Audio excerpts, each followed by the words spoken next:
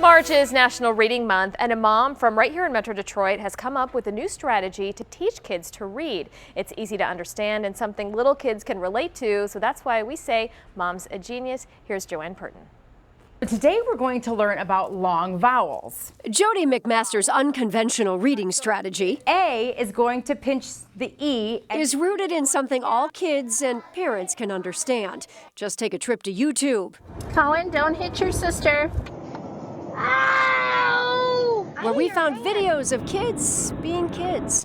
Jody remembers misbehaving with her sibling when she was young, and as a mom of two kids, she knows it well. So she created a reading strategy around the idea. when two vowel kids sit in a word next to each other, trouble starts to brew. And it's what happens when it does that helps these little ones sound out words. How?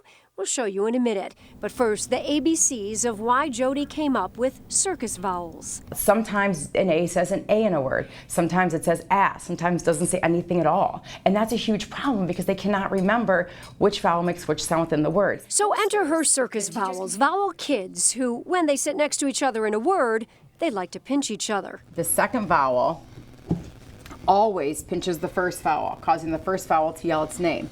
So this one says E, and the second one doesn't say anything because it doesn't want to get in trouble. Watch as her first grade students in Saline act out the strategy. But don't worry. Remember, we talk about pinching, but do we really want to hurt them and pinch them? We do more of a squeeze, right? So the A is going to pinch the O, and the O is going to yell O. And the A doesn't say no. Let's sound this word out. Ready?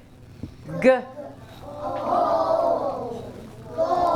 In Jody's book, the consonants are mom and dad, and while one will sit in between their vowel kids, that second vowel Can still reach around the mom and pinch the A, so you have s, n, ache. It's only when two parents sit in between the vowel kids they can't pinch each other. Making everybody go back to saying their short, quiet vowel sound. And O and U, she calls them the meanest vowels. When they're together, Ow.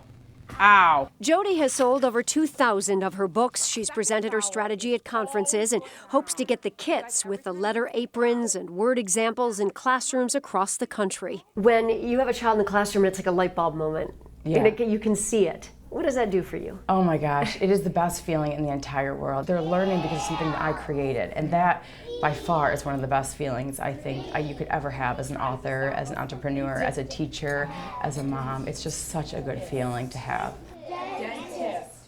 Oh, thank you, Joanne. And look who's here this morning, Jody McMaster, who created Circus Vowels. Thanks for coming in. Thank you And so much for having congratulations me. on doing all of this. Thank you, I really appreciate it. So tell us, is this something that you really are thinking more for teachers or parents? Well, actually, it's great for both. The kit I created works really well with teachers because we have the letter vests that the kids could put on, and obviously that's more needed for teachers because you have more students. It's easy for them to understand which ones are vowels because the vowels are in red and the consonants are in blue. So if a child is struggling with which letters are the vowels, they pop out. It's very easy for them to see.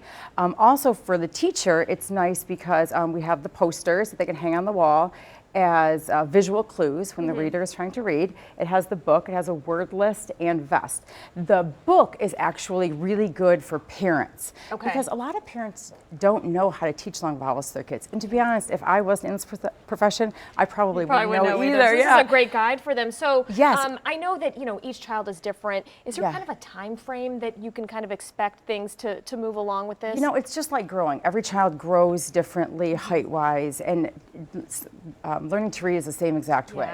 Every child learns differently. And this could really help with spelling too? Absolutely. Once they get the strategies down, it applies to spelling because we talk about there being a silent letter where in the silent letter will pinch the second vowel always pinches the first vowel. So if they are mindful that there's a silent vowel in there when they're reading, then they're mindful of that when they're writing as well. Jody, thank you so much. We're going to have the link on how to get this on our website. Thanks for coming in. Great.